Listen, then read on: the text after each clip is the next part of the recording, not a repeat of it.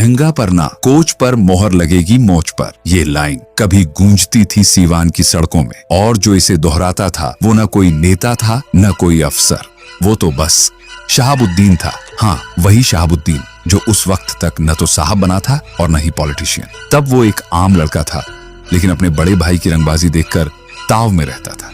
लाल blazer, चमचमाती bullet और आगे मोटे अक्षरों में लिखा प्रिंस, मतलब सुल्तान बनने से पहले ही खुद को राजकुमार मान लिया था उसने। सीवान के लड़कों के लिए वो आइडियल नहीं था, लेकिन आइकॉन जरूर बन चुका था। अब बताओ, कॉलेज जाना है और क्लास नहीं करनी, क्योंकि असली कमरा तो नंबर 47 था। हाँ, कमरा नंबर 47, जहां किताबें नहीं असलहे रखे जाते थे, जहां नोट्स नहीं वर्चस्व की कहानियां लिखी जाती थी। लोग फुसफुसाते थे, कमरा 47 देखा है? वो शहाबुद्दीन का इलाका है। किसी की हिम्मत नहीं थी वहां आंख उठाकर देखने की। कोई कहता, अरे छोड़िए भाई, वो पढ़ने नहीं आता, अपनी सल्तनत देखने आता है। तो कोई जवाब देता, शहाबुद्दीन का नाम ही काफी है। उस समय तक उसका नाम पुलिस की फाइल में दर्ज नहीं था, लेकिन हर गली के बच्चे बच्चे की जुबान पर था। बुलेट की गूंज सुनते ही लोग समझ जाते, प्रिंस आ रहा है। साल था 1990 के आसपास। सीवान के आसमान में यह नाम धीरे धीरे बादल बनकर छा रहा था। कहानी शहाबुद्दीन की है, जो आगे चलकर क्या बना वो आप जानते हैं, लेकिन तब वो सिर्फ भौकाल था। साल था 1967। जगह सिवान का प्रतापपुर गांव। यहीं पैदा हुआ एक नाम जो आगे चलकर पूरे बिहार में भौकाल बन गया, शहाबुद्दीन। पर शहाबुद्दीन अकेले नहीं थे, उनके दो और भाई थे, गयासुद्दीन और शमसुद्दीन। तीनों भाइयों में शहाबुद्दीन सबसे छोटे थे। उनके पिता उस दौर के एक स्टैंप वेंडर थे, और आपको शायद ये जानकर हैरानी हो कि 1970 के आसपास भी स्टैंप वेंडर की कमाई कम नहीं होती थी। इसलिए घर में पैसे की कमी नहीं थी। परिवार संभ्रांत था और अच्छे लोगों से रिश्ते भी थे। लेकिन तीनों भाइयों में शहाबुद्दीन का मिजाज सबसे अलग था। वो शांत थे, सुलझे हुए लगते थे, और शुरू में तो उनका रंगबाजी से कोई लेना देना भी नहीं था। लेकिन रंगबाजी का नजारा वो रोज देखते थे, क्योंकि उनके बड़े भाई गयासुद्दीन शहर के दबंगों के साथ उठते बैठते थे। गयासुद्दीन के सुधाकर तिवारी जैसे असरदार लोगों से अच्छे ताल्लुक थे, और इन्हीं ताल्लुकात ने उन्हें जोड़ दिया चुन्नू सिंह जैसे खतरनाक नामों से। उस वक्त सिवान की गलियों में इन नामों की तूती बोलती थी। फिर एक दिन हालात ऐसे बने कि गयासुद्दीन और चुन्नू सिंह आमने सामने आ गए। ये टकराव इतना बड़ा हो गया कि चुन्नू सिंह की हत्या हो गई, और इस हत्या का इल्जाम शहाबुद्दीन के बड़े भाई गयासुद्दीन पर लगा। नतीजा यह हुआ कि उन्हें जेल जाना पड़ा। शहर में हलचल मच गई। यह पहली बार था जब शहाबुद्दीन का परिवार सुर्खियों में आया, लेकिन वजह बहुत भारी थी। शहाबुद्दीन इस सब को नजदीक से देख रहे थे, और शायद उसी वक्त उनके अंदर एक चुपचाप आग जल उठी थी। जेल की सलाखों से जब गयासुद्दीन बाहर निकले तो लोग सोच रहे थे अब फिर वही ताबड़तोड़ दबंग वापस आएगा, लेकिन नहीं, वो जैसे बदल ही गए थे। रंगबाजी, लड़ाई, जुर्म सब कुछ छोड़ दिया, जैसे किसी ने उनकी जिंदगी में एक नया पन्ना खोल दिया हो। पर उस मोड़ तक आते आते जिस रास्ते को बड़े भाई ने अलविदा कहा था, वही रास्ता छोटे भाई शहाबुद्दीन की जिंदगी बन चुका था। अब शहाबुद्दीन के अंदर भौकाल की आग पूरी तरह भड़क चुकी थी। उम्र थी 17 या 18 साल। कॉलेज था सिवान का DAV कॉलेज, जहां एक खास ड्रेस कोड चलता था, लाल ब्लेजर, सफेद शर्ट और रौबदार चाल। और शहाबुद्दीन, वो तो जैसे उस कोड का बिल्कुल पोस्टर बॉय बन गए थे। बुलेट और स्कूटर दोनों उनके पास थे। बुलेट के आगे मोटे अक्षरों में लिखा होता प्रिंस, और जब वो लाल ब्लेजर पहनकर उस बुलेट पर निकलते तो सच में लगता कोई राजकुमार आया है। शहर के लोग उन्हें नाम से नहीं, लाल ब्लेजर वाले कहकर पहचानते थे। 1990 के उस दौर में सिवान सिर्फ शहाबुद्दीन नहीं था, यहां कई सुरमा थे। किसी की बाइक पर लिखा होता शेर ए सिवान, तो किसी की बाइक पर विजेता। हर कोई अपने तरीके से भौकाल दिखाता था, लेकिन शहाबुद्दीन, वो भीड़ में भी एकदम अलग नजर आता था, क्योंकि उसमें सिर्फ स्टाइल नहीं, स्कीम भी थी। उसे पता था असली पावर तो पॉलिटिक्स से आती है। और फिर क्या, शुरू हो गई तलाश, गॉडफादर की तलाश, जो उसे सीधा पहुंचा देती है उमा शंकर सिंह के दरवाजे तक। साल था 1985। प्रदेश में चुनाव का माहौल गर्म था। पोस्टर लग रहे थे, लाउडस्पीकर चीख रहे थे और हर गली मोहल्ले में सिर्फ एक ही चर्चा, इस बार कौन? उमा शंकर सिंह का नाम तय माना जा रहा था कांग्रेस की तरफ से। पूरा इलाका जानता था कि उमा शंकर ही लड़ेंगे। लेकिन ऐन वक्त पर खेल पलट गया। कांग्रेस ने टिकट दे दिया अनुसुईया जायसवाल को। अब सोचिए, जो आदमी पूरे तैयारी में था, पूरा इलाका साथ था, उसे पार्टी ने किनारे कर दिया। उमा शंकर सिंह का खून खौल उठा। गुस्से में कांग्रेस को अलविदा कह दिया और सीधा कूद पड़े जनता दल के पाले में। अब मैदान में उतरने का इरादा पहले से भी ज्यादा फुल जोश वाला था। पर खेल में सिर्फ 2 खिलाड़ी नहीं थे। तीसरे खिलाड़ी के तौर पर आए प्रभु बस वाले। पूरा नाम प्रभुनाथ सिंह। उन्होंने निर्दलीय चुनाव लड़ने का फैसला किया। अब मैदान में 3 दमदार नाम थे, उमा शंकर सिंह, जनता दल अनुसुईया जायसवाल, कांग्रेस प्रभुनाथ सिंह, निर्दलीय। पर मैदान में अकेले कदम नहीं रखा किसी ने। शहाबुद्दीन का गैंग, जो अब तक अपने गॉडफादर मान चुका था उमा शंकर सिंह को, वो भी पूरी तरह से एक्टिव हो चुका था। बूथ लूटने की तैयारी जोरों पर थी। इलाके में गूंज रहा था नारा, लहंगा पर ना, कोच पर ना, मोहर लगेगी सिर्फ मूंछ पर, जीतेगा भाई, जीतेगा मूंछ वाला। यहां लहंगा का मतलब था अनुसुईया जायसवाल, कोच वाला मतलब था प्रभुनाथ सिंह और मूंछ वाला उमा शंकर सिंह। मतलब नारा भी बिल्कुल मैदान की भाषा में गढ़ा गया था। अब चुनाव से 2 दिन पहले का सीन सोचिए। तीनों उम्मीदवार पूरे दमखम से तैयार थे। पर इसी बीच खबर आई, उमा शंकर सिंह को पता चला कि अनुसुईया जायसवाल भी चुप नहीं बैठी। उन्होंने बाहरी दबंगों को बुला लिया था, जो चुनाव के दिन बूथ कब्जा करने वाले थे। और कहां ठहरे थे वो लोग? सिवान के एक पुराने कोल्ड स्टोरेज में बिल्कुल तैयार बैठकर अपने मौके का इंतजार कर रहे थे।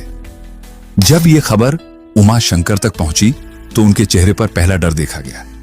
उन्होंने कहा, अब तो लग रहा है चुनाव हाथ से गया समझो, क्योंकि मुकाबला अब सिर्फ जनता और भाषण का नहीं था, यह अब बन चुका था पावर बनाम पावर का खेल।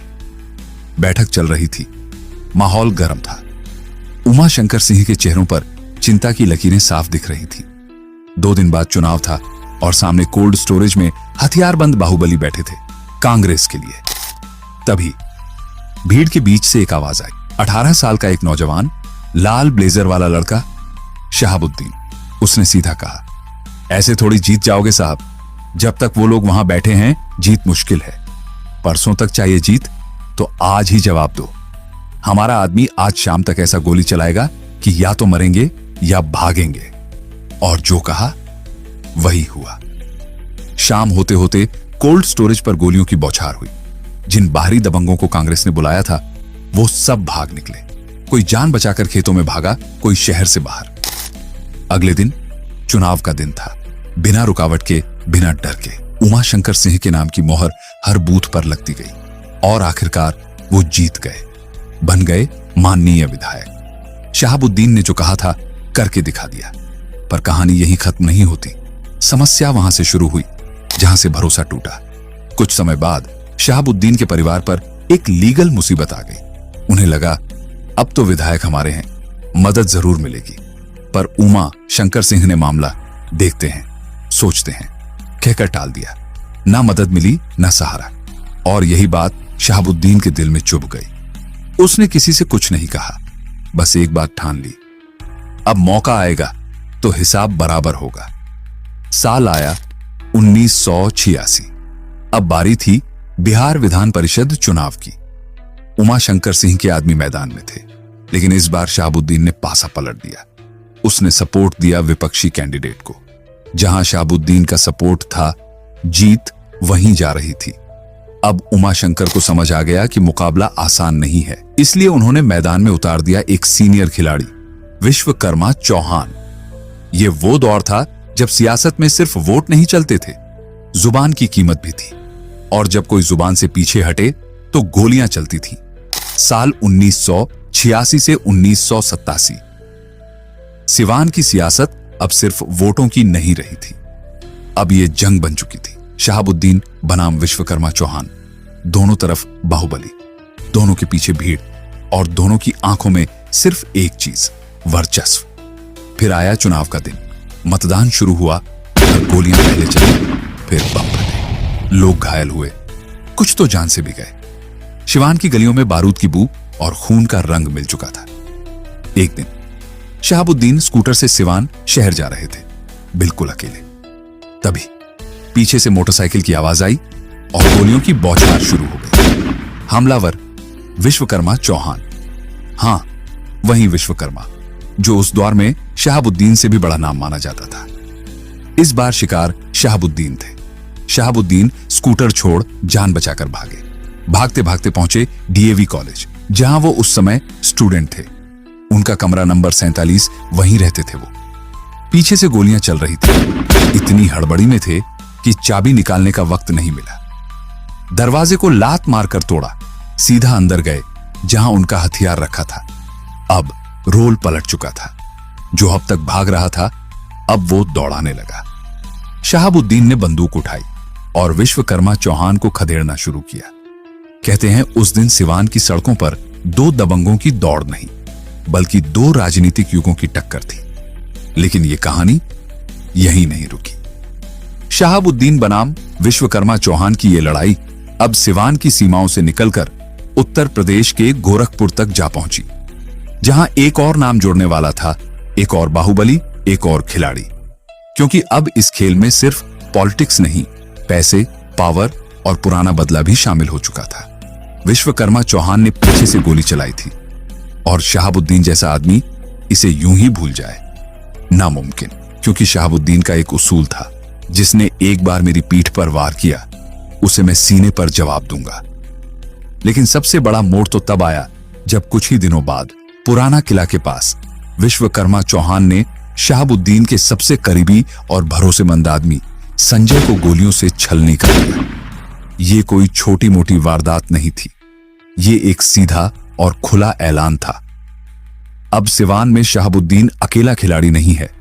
लोगों के होश उड़ गए, क्योंकि अब तक लोगों ने सुना था कि शहाबुद्दीन ने किसी को मार दिया, लेकिन पहली बार किसी ने शहाबुद्दीन के खास आदमी को सरेआम ठिकाने लगा दिया था। इस एक घटना के बाद दोनों के बीच दुश्मनी अब निजी नहीं रही, ये एक गैंग वॉर में बदल चुकी थी। दोनों तरफ से हथियार उठाए जा चुके थे और सिवान की गलियों में फिर सन्नाटा नहीं, बल्कि गोलियों की आवाज गूंजने लगी थी। जिसने भी यह सुना, उसके जहन में बस एक ही बात थी, अब अंजाम बहुत खतरनाक होने वाला है। वक्त के साथ शहाबुद्दीन और भी ताकतवर होते चले गए। जो लड़का कभी अपने दबंग अंदाज के लिए किसी गॉडफादर की छांव तलाश करता था, वो अब खुद सियासत के सहारे सिवान का बादशाह बनता जा रहा था। सत्ता, रसूख और बाहुबल सब कुछ उसके पास था। लेकिन एक बात थी जो अब भी उसके सीने में कांटे की तरह चुभ रही थी। जिस बंदे ने उसे दिन दहाड़े स्कूटर छोड़कर भागने पर मजबूर कर दिया था, जो उसके सबसे करीबी आदमी को दिन दहाड़े उड़ा गया था, वो चौहान आज भी सिवान की गलियों में खुलेआम घूम रहा था। ऐसा कैसे हो सकता है? यही सवाल शहाबुद्दीन को रातों की नींद और दिन का चैन छीन रहा था। उसे लगता था, जब मैं सिवान का किंग बन चुका हूं, तो फिर वो चौहान अब तक जिंदा कैसे है? फिर क्या था? शहाबुद्दीन ने फैसला लिया कि अब हिसाब बराबर होगा, पर खुद आगे आने के बजाय उसने चालाकी से अपने कुछ खास लोगों को लगाया। अपने गुरु टाइप पुराने साथियों को भेजा कि जाओ और चौहान को रास्ते से हटा दो। लेकिन चौहान भी कोई मामूली खिलाड़ी नहीं था। हर बार वो किसी न किसी तरीके से बच निकलता। उसे भी पता था कि शिकारी अब पीछे लग चुका है। कई सालों तक ये खेल चलता रहा, जैसे बिल्ली और चूहे की दौड़। लेकिन फिर आया वो वक्त जब शहाबुद्दीन अब सिर्फ नाम का ही नहीं, बल्कि असल में सिवान का बेताज बादशाह बन चुका था। अब उसके एक इशारे पर थानों में रिपोर्ट दर्ज होती थी और एक फोन कॉल पर अफसरों की बोलती बंद हो जाती थी। और फिर एक दिन उसने ठान ही लिया, अब बहुत हुआ, चौहान को तो खत्म करके ही दम लूंगा। कहानी अब मोड़ ले रही थी और यह मोड़ ऐसा था जहां सिर्फ एक की कहानी आगे जानी थी, या तो शहाबुद्दीन की या चौहान की। अब यहां यह मत समझिए कि विश्वकर्मा चौहान कोई आम आदमी था, नहीं जनाब। उसे भी खबर मिलती रहती थी कि शहाबुद्दीन कब क्या सोच रहा है, अगला कदम क्या होने वाला है। और शायद तभी उसे यह अंदेशा हो गया था कि अब सिवान में रहना मतलब अपनी मौत को दावत देना है। उसने वक्त रहते फैसला लिया, अब अगर जिंदा रहना है तो सिवान छोड़ना ही पड़ेगा। और फिर वो एक दिन अचानक गायब हो गया, ऐसा गायब कि जैसे जमीन निगल गई हो या आसमान खा गया हो। शहाबुद्दीन के लोग उसे ढूंढते रहे, हर गली मोहल्ले में खोजबीन होती रही, लेकिन उसका कोई सुराग नहीं मिला। कहते हैं सालों तक किसी को नहीं पता चला कि चौहान आखिर गया तो गया कहां। बिहार के सीनियर पत्रकार ज्ञानेश्वर जी की जुबानी एक दिलचस्प बात सामने आती है। उन्होंने बताया कि सिवान के कुछ पुराने लोगों का मानना है कि चौहान शहाबुद्दीन के प्रकोप से बचने के लिए गोरखपुर भाग गया था। अब गोरखपुर सिवान से भले ही बहुत दूर नहीं हो, लेकिन चौहान वहां भी किसी आम जगह पर नहीं, बल्कि खुद हरिशंकर तिवारी के इलाके में जाकर बस गया था। हरिशंकर तिवारी एक ऐसा नाम जिसे पूर्वांचल में बच्चे बच्चे की जुबान पर सुना जाता था। कहने को तो वो विधायक थे, मंत्री भी बने, लेकिन हकीकत में पूर्वांचल के सबसे बड़े डॉन माने जाते थे। लोग कहते हैं यूपी में ऑर्गेनाइज्ड क्राइम की नींव ही उन्होंने रखी थी। उनके इलाके में पुलिस भी बिना पूछे घुसने से पहले 3 बार सोचती थी। तो समझ लीजिए, चौहान ने अब अपने लिए वो ठिकाना ढूंढा था जहां शहाबुद्दीन के लोग भी कदम रखने से पहले 10 बार सोचें। अब कहानी उस मोड़ पर आ चुकी थी जहां 2 राजाओं का टकराव होना था, एक सिवान का और दूसरा गोरखपुर का। और आगे जो हुआ वो इतिहास बन गया। जब चौहान गोरखपुर पहुंचा तो उसके चेहरे पर वही तेज था, पर आंखों में डर साफ झलक रहा था। पहली बार शायद उसने जाना कि जान बचाना भी एक लड़ाई होती है। उसने सबसे पहले अपना नाम, अपनी पहचान, सब कुछ छिपा लिया। कहते हैं शुरुआती कुछ महीने तो वो खुद को बस छिपाते रहे, किसी को भनक न लगे इस डर से गोरखनाथ मंदिर के आसपास ही चक्कर काटते रहे। रातें मंदिर की सीढ़ियों पर बीती और दिन चाय की दुकानों पर खबरें बटोरते हुए। लेकिन सिर्फ छिपकर कितने दिन जिया जा सकता है। उसे भी समझ आ गया था कि अगर वाकई जिंदा रहना है तो अब उसे किसी ऐसी छांव की जरूरत है जहां शहाबुद्दीन की नजरें न पहुंच सके। और तब उसने नाम लिया हरिशंकर तिवारी का। पर हरिशंकर तिवारी का संरक्षण पाना कोई बच्चों का खेल नहीं था। उनका नाम ही कानून था। जो उनके इलाके में रहना चाहता था उसे पहले अपनी काबिलियत साबित करनी पड़ती थी, और सबसे जरूरी भरोसा जीतना पड़ता था। चौहान ने हार नहीं मानी। कई महीनों तक वह कोशिश करता रहा, इधर उधर भटकता रहा, और आखिरकार बहुत कोशिशों के बाद उसे तिवारी का सहारा मिल ही गया। अब चौहान पूरी तरह गोरखपुर के उस इलाके में था जहां पुलिस भी कदम सोच समझ कर रखती थी। वहां अब वो न सिर्फ सुरक्षित था बल्कि खुद को फिर से खड़ा करने में जुट गया। उधर सिवान में शहाबुद्दीन की बेचैनी बढ़ती जा रही थी। दिन ब दिन उसकी तलाश तेज हो रही थी। कहां गया ये चौहान? किस गड्ढे में छिपा है जो हमारे हाथ नहीं आ रहा? शहाबुद्दीन की ताकत, राजनीति और पुलिस दोनों पर पकड़ मजबूत होती जा रही थी, लेकिन चौहान का कोई सुराग नहीं मिल रहा था। और फिर सालों बाद एक दिन एक खबर आई। वो गोरखपुर में है, हरिशंकर तिवारी के इलाके में छिपा बैठा है। इस खबर ने शहाबुद्दीन को एक बार फिर जला दिया। अब वो सिर्फ उसे ढूंढ नहीं रहा था, अब वो हिसाब बराबर करने निकला था।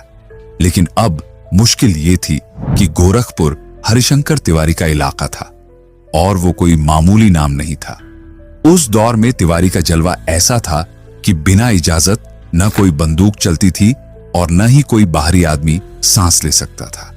गोरखपुर में तिवारी की मर्जी के बिना तो पुलिस भी कार्रवाई नहीं करती थी। और उधर शहाबुद्दीन, जो खुद सिवान का बेताज बादशाह था, उसका वहां क्या चलना था? ना तो वहां शहाबुद्दीन की सियासी पकड़ थी, ना ही दबंगई का कोई असर। इसलिए चाहे शहाबुद्दीन कितना भी बौखलाया हो, उसके आदमियों में इतनी हिम्मत नहीं थी कि तिवारी के गढ़ में घुसकर चौहान को हाथ भी लगा सके। और फिर यही हुआ। करीब 1 दशक तक, हाँ पूरे 10 साल तक चौहान गोरखपुर में ही रहे। लेकिन एक बाहुबली टाइप आदमी भला कब तक अपनी जमीन से दूर रह सकता है? वक्त बीतता गया। चौहान के बच्चे अब बड़े हो रहे थे। उन्हें स्कूल में दाखिल कराना था, पढ़ाई का ख्याल रखना था। दिल में एक आवाज उठी, अब लौट चलो अपने घर, अपने शहर। पर फिर वही डर जो हर बार सामने खड़ा हो जाता था, शहाबुद्दीन। अब सिवान में वो वक्त नहीं रहा था। अब वहां सिर्फ हवा नहीं बदलती थी, हर फैसला साहब की मर्जी से होता था। गांव में कौन आएगा, कौन रहेगा, किसे बोलना है, किसे चुप रहना है, सब पर उनका कब्जा था। सिवान अब शहाबुद्दीन का इलाका था। जैसे गोरखपुर में हरिशंकर तिवारी का राज चलता था, ठीक वैसे ही सिवान में शहाबुद्दीन के नाम से ही लोग थर थर कांपते थे। और यही वजह थी कि हरिशंकर तिवारी जैसे दबंग भी चौहान को यह नहीं कह पाए, जा बेटा अब लौट जा, क्योंकि उन्हें भी पता था सिवान अब वैसा नहीं रहा। अब चौहान के पास दो रास्ते थे, या तो उम्र भर पर्दे के पीछे गोरखपुर में छिपकर जीना, या फिर सीना तानकर अपने शहर लौटना, जहां एक ऐसा दुश्मन उसका इंतजार कर रहा था जो सिर्फ पुराना हिसाब चुकता करना चाहता था। जब चौहान ने अपने दिल से पूछा कि क्या वो सिवान लौटकर जिंदा बच पाएंगे, तो जवाब एकदम साफ नहीं था। हर कोने से एक ही डर उभरता, अगर लौटे तो मारे जाओगे। लेकिन हमेशा भागते रहना भी कोई जिंदगी थी? बस उसी डर ने उन्हें एक ऐसी चाल सोचने पर मजबूर कर दिया जिसे सिर्फ एक समझदार और हालात से थका इंसान ही सोच सकता है। चौहान ने सोचा, अगर मैं खुद सामने गया तो गोली पक्की है, लेकिन अगर कोई ऐसा जाए जो शहाबुद्दीन को कमजोर नहीं बल्कि भावुक कर दे। और फिर उन्होंने जो किया वो राजनीति भी थी, चालाकी भी थी, और कहीं ना कहीं दिल से उठी एक उम्मीद भी। उन्होंने अपनी पत्नी को आगे कर दिया। जी हां, वही पत्नी जो हर अच्छे बुरे वक्त में साथ रही थी, उसे सिवान भेजा, सीधा शहाबुद्दीन के पास। अब सोचिए, उस दौर में यह कदम उठाना कोई मजाक नहीं था। लेकिन पत्नी गई और एक ऐसा काम किया जिसने सब कुछ बदल दिया। उसने जाकर शहाबुद्दीन के हाथ में राखी बांध दी। अब आप समझ सकते हैं कि राखी सिर्फ एक धागा नहीं थी, वो एक जज्बात था। मतलब साफ था, अब मैं तुम्हारी बहन हूं और मेरा पति तुम्हारा बहनोई। और फिर हालात पूरी तरह बदल गए। अब आप ही बताइए, भला कोई भाई, चाहे वो कैसा भी हो, अपनी बहन की मांग उजाड़ता है? कई लोग कहेंगे कि शहाबुद्दीन तो क्रिमिनल था, उसके लिए क्या बहन क्या दुश्मन। लेकिन सुनने वालों ने कहा, नहीं, ऐसा नहीं था। अब मैं यहां शहाबुद्दीन का महिमा मंडन नहीं कर रहा, लेकिन यह बात सुनी गई है, बार बार दोहराई गई है। अगर वो किसी को बहन मान लेता था तो फिर उसकी हिफाजत में कोई कमी नहीं छोड़ता था। और यही हुआ। चौहान, जो कल तक उसके लिए एक सिरदर्द थे, अब उसकी बहन के पति बन चुके थे। मतलब अब जान का खतरा टल गया था। अब आप सोचिए, दुश्मनी की उस आग को राखी के एक धागे ने बुझा दिया। लेकिन क्या यह वाकई अंत था, या फिर यह सिवान की राजनीति और दबंगई का एक नया चैप्टर बनने वाला था? यानी जिस चौहान ने एक दौर में शहाबुद्दीन को सिवान की गलियों में दौड़ा दौड़ा कर उसके रुतबे को चुनौती दी थी, गोलियां चलाई थी, अब वही चौहान उसी शहाबुद्दीन की छाया में पूरी तरह महफूज थे। हालात ने करवट ली थी। जो दुश्मन कभी आमने सामने बंदूक तान कर खड़े थे, अब वो एक दूसरे की मौजूदगी में आराम से सांस ले रहे थे। सिर्फ इतना ही नहीं, चौहान ने सिवान में एक बार फिर से अपने पैर जमाए, वो भी पूरी शानो शौकत से। लोग कहते हैं वो लौटा था, लेकिन इस बार एक राजा की तरह। शहर में उसके नाम पर जमीनें खरीदी गईं, लाखों की गाड़ियां उसकी पहचान बनी, होटलें खुली, शराब के ठेके आए, और फिर सिवान की गलियों में उसका नाम बाहुबली कारोबारी की तरह गूंजने लगा। और ये सब कुछ हुआ शहाबुद्दीन की इजाजत से। शहर में जब लोग चौहान को देखकर कहते, यही है वो आदमी जिसने कभी शहाबुद्दीन पर गोलियां चलाई थी, तो सामने से आवाज आती, लेकिन अब देखो वो कितना ठाठ से जी रहा है। और इसके पीछे की हकीकत सब जानते थे कि अगर शहाबुद्दीन की मर्जी ना होती तो चौहान की वापसी नामुमकिन थी। अब ये सोचने वाली बात है, दुनिया जिसे बिहार का सबसे खतरनाक अपराधी मानती थी, उसी ने अपने सबसे बड़े दुश्मन को जिंदा रहने की इजाजत दी, और वो भी शान से। ये कहानी सिर्फ दुश्मनी की नहीं है, ये सत्ता, डर, चालाकी और रिश्तों के जाल की एक ऐसी परत है जिसे समझना आसान नहीं। लेकिन सुनना बेहद दिलचस्प है। कहानी यहीं खत्म नहीं होती। बताइए, अगली कड़ी सुनना चाहेंगे? मिलते हैं अगली कहानी में।